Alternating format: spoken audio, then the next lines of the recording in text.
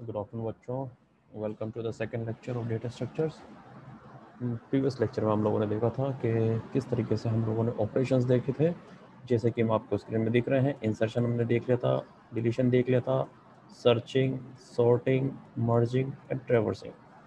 इन topics के बाद अब हम आज शुरुआत करेंगे हमारे लीनियर डेटा स्ट्रक्चर के बारे में, जो आपको स्क्रीन में साफ साफ दिख रहा होगा। Linear data structure that means जो भी चीज़ें होंगी वो सब लीनियरली होंगी। लीनियर कैसे भी हो सकती है, वो इस तरह से लीनियर हो सकती हैं, वो इस तरह से लीनियर हो सकती हैं। दैट मीन्स वर्टिकली या हॉरिजॉन्टली, ये किसी भी तरीके से हो सकती है, इसलिए हम इसको बोलेंगे लीनियर डेटा स्ट्रक्चर। अभी हम इसको एक एक करके देखते हैं, ठीक है। चलिए सबसे पहले हम देखते हैं एरे। एरे क्योंकि आप लोगों ने देखा होगा जब 11th-12th में आप लोगों ने इंजीनियरिंग की होगी तो इसका एक नाम और है जिसको हम बोलते हैं मैट्रिक्स। अब आप मैट्रिक्स के बारे में पहले से ही जानते हैं, फिर भी मैं आपको बताता हूँ एरे के अंदर क्या होता है। एरे के अंदर कुछ भी नहीं होता। Array is nothing just a collection of homogeneous data types. Array is the collection of homogeneous data types और एलिमेंट्स, ठीक है। एरे कुछ नहीं होता, सिर्फ और सिर्फ कलेक्शन होता है होमोजीनियस। होमोजीनियस को हम एक नाम और होता है, वो भी लिख देता हूँ, similar types of data types और एलिमेंट्स। ये एक छोटी सी डेफिनेशन है एरे के बारे में। यानी कि अब इसको देखते हैं हम किस तरह से। आपको पता होगा ये है स्क्वायर ब्रैकेट, ठीक है। स्क्वायर ब्रैकेट के अंदर जो भी कंटेंट आप लिखते हो उसे इस फॉर्म में लिखते हो। लेट्स से मैंने एक छोटा सा एग्जांपल ले रहा हूँ। यहाँ पे मैंने मान लिया इस एरे का कोई ना कोई नाम होगा, मैं इसका नाम दे देता हूँ ए ऑफ आई जे, ठीक है। अब ए ऑफ आई जे क्या है, ये कैसा दिख रहा है, क्या कहेंगे इसको, हम बिल्कुल इसे आराम से समझेंगे। और यहाँ जो बाहर है, जो एरे दिख रहा है, इसको मैं एम और एन के रूप में डिवाइड कर रहा हूँ। अब ये एम और एन क्या है, देखिए यहाँ पे जो एम है, एम को हम बोलेंगे रो, ठीक है, ये प्लूरल बोलेंगे तो रोज। और जो एन होगा उसे बोलेंगे हम लोग कॉलम्स, ठीक है। ये एम और एन आपको पता चल गया। अब यहाँ पे जो आपको मैं ये अंदर के जो ये वैल्यूज दिख रही है, ये एलिमेंट दिख रहे हैं, इनको बोलेंगे हम इंडेक्स वैल्यूज। क्या बोलेंगे, मैं यहाँ पे एरो बना के आप लोगों के लिए लिख रहा हूँ, इनको हम बोलेंगे इंडेक्स वैल्यूज, ठीक है। इन सब को हम डिटेल में पढ़ेंगे, मगर मैं आपको इंट्रोडक्शन दे रहा हूँ, आप नोट कीजिएगा। साफ साफ दिख रहा है ये लाइन कुछ इस तरह से जा रही है, हॉरिजॉन्टल भी जा रही है, वर्टिकल भी जा रही है, इसलिए से लीनियर डेटा स्ट्रक्चर बोलेंगे। जो हॉरिजॉन्टल होगा उसको हम बोलेंगे R1 पहली रो, और दूसरी वाली जो हॉरिजॉन्टल है उसको बोलेंगे हम R2। सिमिलरली जो वर्टिकल आप देख रहे हैं इसे बोलेंगे कॉलम 1, इस वाली को बोलेंगे कॉलम 2,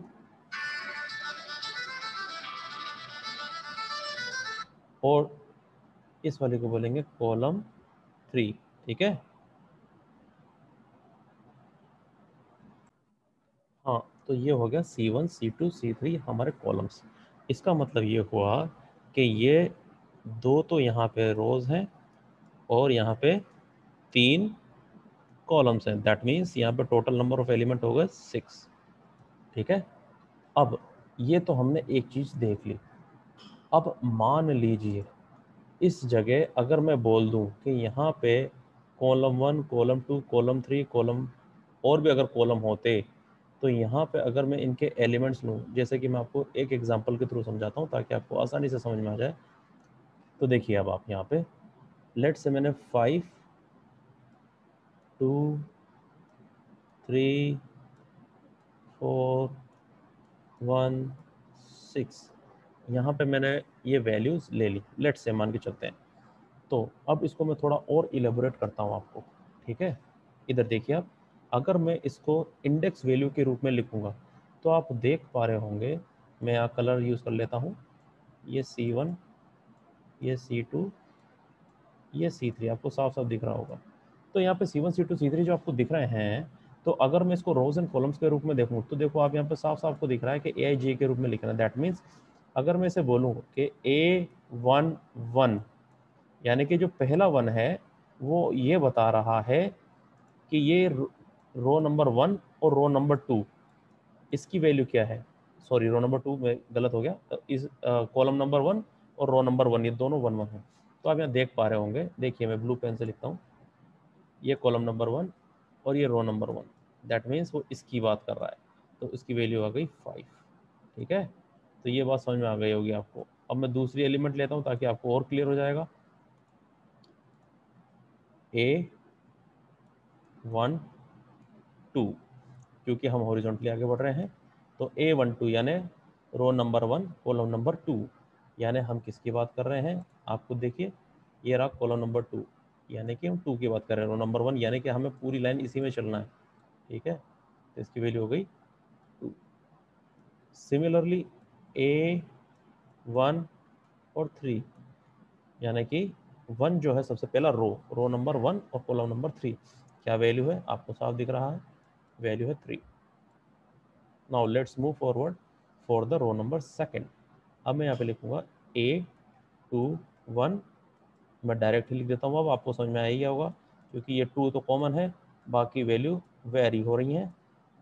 A23 यानी कि A21 रो नंबर 2 कॉलम नंबर 1, इसकी वैल्यू है 4। यहाँ पे आप लिख दीजिए 4 column number 2 row number 2, that means 1, row number 2 column number 3, that means 6। तो ये 6 एलिमेंट आपको स्क्रीन में दिख रहे होंगे। तो हम लोगों ने ये देखिए, ये जो आपको दिख रही है वैल्यू, ये आपकी हो गई है एरे। और अब आप नोट कीजिएगा, यहाँ पे जितने भी ये वैल्यूज़ हैं, ये देखिए सिमिलर टाइप की ही हैं, इंटीजर वैल्यूज़ हैं सारी सारी। तो इंटीजर वैल्यू मतलब हो गया सिमिलर टाइप की वैल्यू। आपने कहीं पे भी ऐसे नहीं देखा होगा कि 6.2 मैं यूज़ कर रहा हूँ या फिर अल्फ़ाबेट ए या कैपिटल ए और सो ऑन, मैं ऐसे कोई चीज़ यूज़ नहीं कर रहा, मैं सिर्फ और सिर्फ वैल्यूज़ यूज़ कर रहा हूँ। इसलिए बोलेंगे इसे collection of homogeneous data types. ये तो हो गया फर्स्ट पॉइंट। दूसरा पॉइंट मैं क्या कहना चाह रहा हूँ आप लोगों से, दूसरा पॉइंट है कि अगर मैं इसको इन जनरल इंडेक्स वैल्यू के रूप में लिखूंगा तो मैं इसे कैसे लिखूंगा, A11 A12 A13 A21 A22 A23। ठीक है, और यहाँ पे 2 × 3 लिख दीजिए। क्यों, क्योंकि हमें साफ साफ पता चल रहा है कि ये कॉलम 1 कॉलम 2 कॉलम 3, रो 1 रो 2, तो ये देखिए रो इंटू कॉलम। ठीक है, और इस एरे का नाम था कैपिटल ए। हमेशा ध्यान रखिएगा कि एरे को हमेशा कैपिटल लेटर से ही डिफाइन किया जाता है। ठीक है, ये था एक बेसिक एरे के बारे में आपको इन्फॉर्मेशन। अब हम आगे बढ़ेंगे और आगे बढ़ने के लिए हम लोग जो टॉपिक उठाएंगे वो लेंगे हम लोग link list. I repeat, link list. और इसके लिए मैं लिए चलता हूँ आपको लिंक लिस्ट के लिए। जैसा कि आपको स्क्रीन में दिख रहा है, अब हम जो टॉपिक उठा रहे हैं वो है लिंक लिस्ट। एरेस के अंदर क्या खास बात है, क्यों लिंक लिस्ट आया, इसके बारे में बताते हैं। एरे की खास बात ये थी कि एरे एक स्टैटिक मेमोरी एलोकेशन रखता था। स्टैटिक मेमोरी एलोकेशन आप बस सुनते जाइए। स्टैटिक मेमोरी एलोकेशन मतलब ये होता है कि इसके अंदर अगर आपने कोई वैल्यू दे दी, ठीक है, आपने कोई वैल्यू इंसर्ट कर दी, तो उसको डिलीशन करने में प्रॉब्लम होती है। ठीक है, दूसरी चीज़, अगर इसमें मान लीजिए आपने फिक्स अमाउंट ऑफ मेमोरी दे दी, लेट से आपने 10 एलिमेंट दे दिए, 10 एलिमेंट मतलब 10 इंडेक्स वैल्यू, तो अगर उसमें 10 की जगह आपने सिर्फ 2 ही भरे, तो rest of the 8 values will be of no use. वो कुछ काम के नहीं है, फिर भी वो रैम के अंदर मेमोरी ऑक्यूपाई करेंगे। इसे कहते हैं स्टैटिक मेमोरी एलोकेशन। अब इस प्रॉब्लम को दूर करने के लिए dynamic memory allocation I.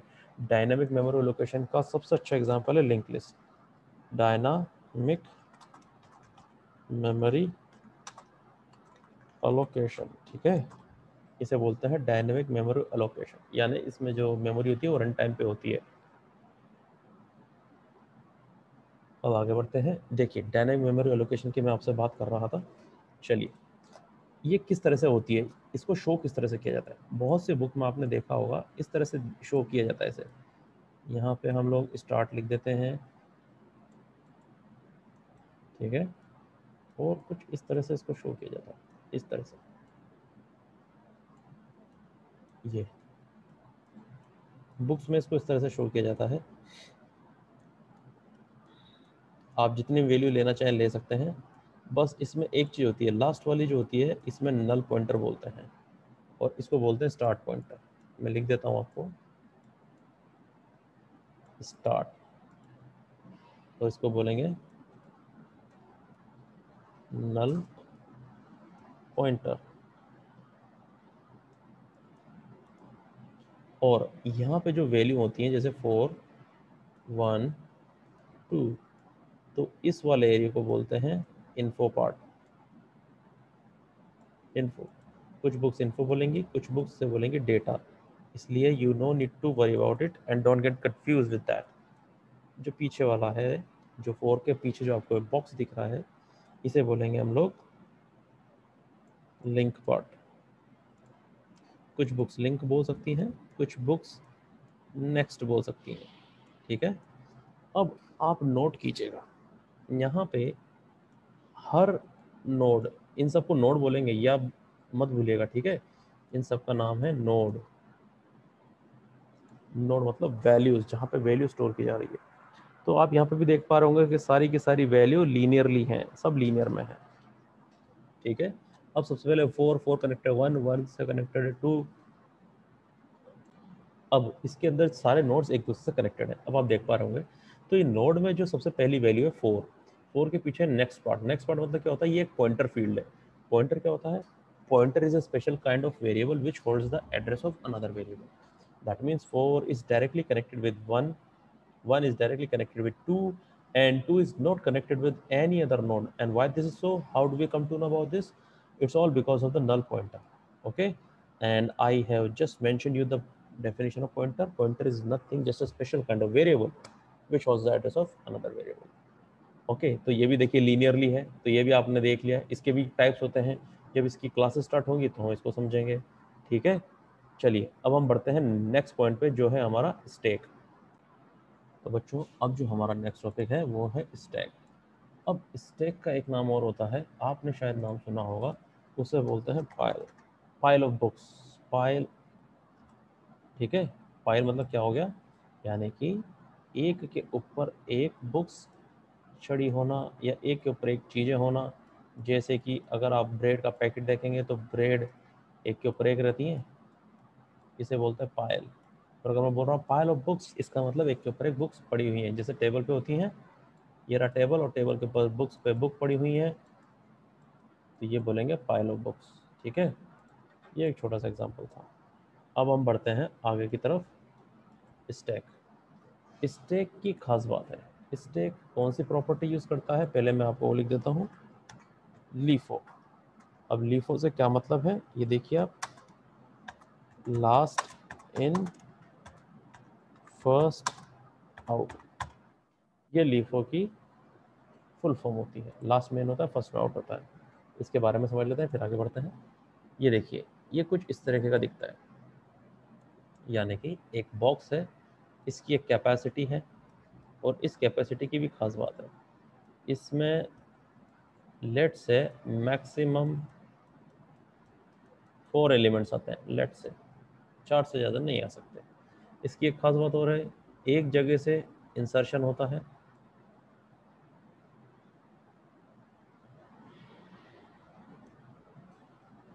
I am sorry, मैं इसको वापस से टाइप कर देता हूँ यहाँ पर, इंसर्शन,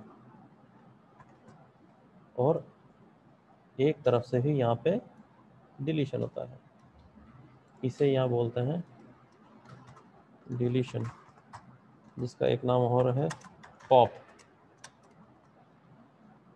ऐसे ही इसका भी एक नाम है, इसे बोलते हैं पुश। आपको ये टेक्निकल नाम याद रखते हैं ताकि परीक्षा में जब पूछे जाए तो आप आराम से बता पाएंगे। चलिए आगे बढ़ते हैं। पुश का क्या मतलब है, पुश का मतलब ये है कि यहाँ से मान लीजिए कोई खाई है, तो यहाँ से आप किसी को धक्का दे रहे हो तो ये पुश ही तो हुआ है ना, तो इसको बोलेंगे इंसर्शन। और यहीं से आपने पॉपकॉर्न देखा होगा, एक कढ़ाई में आप पॉपकॉर्न रख दीजिए और यहाँ पे आग लगा दीजिए, तो ये पॉपकॉर्न क्या करेगा, बाहर जाएगा। सिमिलरली यहाँ पे भी कुछ एलिमेंट डिलीट होंगे, उसको हम लोग पॉप बोलेंगे, ठीक है, don't get confuse with that. चलिए आगे बढ़ते हैं। ये देखिए, लेट से मैंने यहाँ पे कुछ वैल्यूज रखी हैं, a b c d and e, ठीक है। हमारी मैक्सिमम कैपेसिटी है 4 की। अब मैं यहाँ से ऊपर से एक आँख बना देता हूँ। क्यों बना रहा हूँ ये, इसलिए ताकि आपको पता चल सके कि अगर आप ऊपर से देखोगे तो आपको क्या दिखेगा। तो ये रहा, मैंने बॉक्स बना देता हूँ, कितने एलिमेंट हैं ये देखिए, ये पूरे एलिमेंट भर गए हैं। और इसमें जो एलिमेंट आए हैं देखिए, ये रहा ए सबसे पहले गया, तो ये ए इन हो गया, दैट मीन ए पुश हो चुका है। अब आप ऊपर से देखिए टॉप व्यू से, तो आपको क्या दिख रहा होगा टॉप से, इसको बोलते हैं टॉप। तो टॉप से आपको क्या दिख रहा होगा, टॉप से आपको मैक्सिमम वैल्यू क्या दिख रही होगी, 2 दिख रही होगी, सॉरी माय बैड, यहाँ पे आपको ए दिख रहा होगा ऊपर से देखोगे तो, ठीक है। फिर वापस अगर मैं ए से पहले देखूँ, ए से पहले का क्या मतलब है, अगर ए नहीं डाला था और आप ऊपर से देख रहे हो तो आपको क्या दिख रहा होगा, आपको वो कंडीशन दिखेगी अंडर फ्लो वाली कंडीशन। कौन सी कंडीशन, मैं लिख देता हूँ आपके लिए, अंडर फ्लो कंडीशन, ठीक है। व्हेन इट इज एम्प्टी, ये भी लिख देता हूँ, एम्प्टी स्टैक, एम्प्टी स्टैक को हम लोग बोलेंगे अंडर फ्लो कंडीशन। यानी आप किसी को डिलीट ही नहीं कर सकते, ना आपने पुश किया है, ठीक है। तो सबसे पहले ए आ चुका है, तो आपको टॉप से दिख रहा है ए, फिर नेक्स्ट गया आपका बी, फिर नेक्स्ट गया सी, फिर नेक्स्ट गया डी, सिक्वेंशियल ऑर्डर में देखा जाए तो। अब जैसे डी गया तो आपको ऊपर आंखों से आपको दिख रहा है कि यहाँ पे हम लोगों ने सबसे आखिरी एलिमेंट डाला है डी, जो टॉप में आपको दिख रहा है। अब मान लीजिए कि ये डी यहाँ ए की जगह से इंसर्ट हुआ, और ये डी आपने कोई कुकी थी जो खा ली सबसे पहले, क्योंकि मैंने बताया था कि ए की जगह से इंसर्शन और ए की तरफ से डिलीशन, तो ये कुकी आपने खा ली, तो अब आपको क्या दिख रहा है, सी दिख रहा है, ठीक है। ये डी जा चुका है, अब आपको सी दिख रहा है, फिर आपने सी खा लिया, फिर आपको बी खा लिया आपने, फिर आपने ए खा लिया।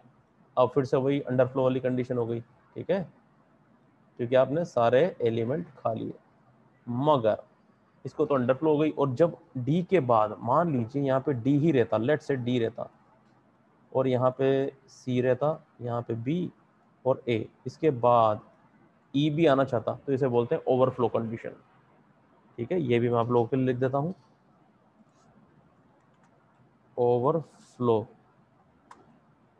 ओवरफ्लो कंडीशन मतलब होता है व्हेन द स्टैक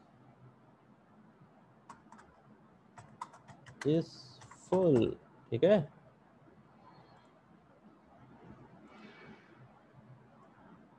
ठीक है, when the stack is full, ये कंडीशन हो गई, ठीक है। अब आप यहाँ पे नोट कीजिएगा, यहाँ पे आप देखेंगे तो सब एक ही लीनियर वे में स्ट्रक्चर्ड है, इसलिए से बोलेंगे लीनियर डेटा स्ट्रक्चर, ठीक है। अब last but not the least, वो है हमारा क्यू। आगे बढ़ते हैं, हमारा नेक्स्ट टॉपिक है क्यू, ठीक है। अब क्यू के बारे में क्या है, क्यू भी देख लीजिए आप लोग। क्यू, क्यू की प्रॉपर्टी क्या है, फीफो, क्या मतलब हुआ, फर्स्ट इन फर्स्ट आउट, पहले इन होगा वही पहले बाहर भी निकलेगा। यानी कि मैं एग्जांपल से आपको समझाता हूँ, ये आप मूवी देखने गए, लेट्स से ये टिकट विंडो है, ओके। आप मूवी का शो है आपका 6 बजे का, तो यहाँ पे कुछ बंदे हैं, एक है महेश, एक सुनील, एक पुष्पेंद्र और एक फातिमा, ठीक है। ये कुछ बच्चे हम लोगों ने एग्जांपल ले लिए। लेट्स से सबसे पहले महेश गया, महेश गया 5 30 पे और खड़ा हो गया। फिर एक जगह से इंसर्शन हो रहा है, एक तरफ से डिलीशन होगा। पहले मैं आपको इसके बारे में बेसिक सा बता देता हूँ। देखिए बच्चों, ये आपको ध्यान रखना है कि क्यू के अंदर क्या होता है, एक तरफ से डिलीशन होता है और एक तरफ से इंसर्शन होता है। ठीक है, जहाँ से इंसर्शन होगा उसे आप बोलेंगे रियर। जैसे रियर मिरर होता है ना, रियर मिरर, जहाँ से आप पीछे का एरिया देख पाते हैं उसे कहते हैं रियर मिरर। दूसरा है डी, ये डी मतलब डिलीशन, और ये इसका मतलब होता है फ्रंट। ठीक है, फ्रंट एरिया से हमेशा डिलीशन होगा। अगर आप इंसर्ट कर रहे हो तो आपको क्या याद रखना है, रियर में rear equal to rear plus 1। Similarly अगर आप डिलीशन कर रहे हो तो आप बोलेंगे फ्रंट में फ्रंट प्लस 1। ये आपको याद रखना है, ये फॉर्मूला है। अब देखिए, ये मैंने यहाँ पे बंद कर देता हूँ। सबसे पहली चीज़, यहाँ से एम गए महेश, उसके बाद एस गए, एस मतलब यहाँ पे लेट से 545 पे गए। फिर हम बात करते हैं पी गया 550 पे। मैं आप लोगों को एक चीज़ बता दूं कि जैसे स्टैक में था ना, इसकी मैक्सिमम कैपेसिटी थी, लेट्स से इसकी भी मैक्सिमम कैपेसिटी है, वो है 3 वैल्यूज़ की, है ना। 3 इंसान आ सकते हैं, चौथा नहीं आएगा। जब ये पूरी खाली होती है इसे अंडरफ्लो कंडीशन कहते हैं। जब भरा हुआ होता है तो इसे ओवरफ्लो बोलते हैं। अब जैसे एफ जाना चाहेगा तो एफ नहीं जा सकता क्योंकि ओवरफ्लो कंडीशन है। ठीक है, अब यहाँ पे एम आया 5:30 पे, 6 बजे की मूवी है तो इसने देखा और चला गया। ठीक है, अब एम तो गया, एम को हटा देते हैं। सिमिलरली अब नेक्स्ट जो हमारा एलिमेंट है एस, एस आया, एस भी चला गया, फिर पी आया, पी भी चला गया। That means first in, first में कौन इन हुआ था, महेश, और फर्स्ट आउट, और फर्स्ट में ही आउट हो गया। ठीक है, इसलिए से बोलते हैं क्यू। चलिए अब नेक्स्ट क्लास हम आगे देखेंगे ट्री एंड ग्राफ की इंट्रोडक्शन की, फिर हम स्टार्ट करेंगे एरे को बिल्कुल डीप। थैंक यू बच्चों, हैव अ ग्रेट डे।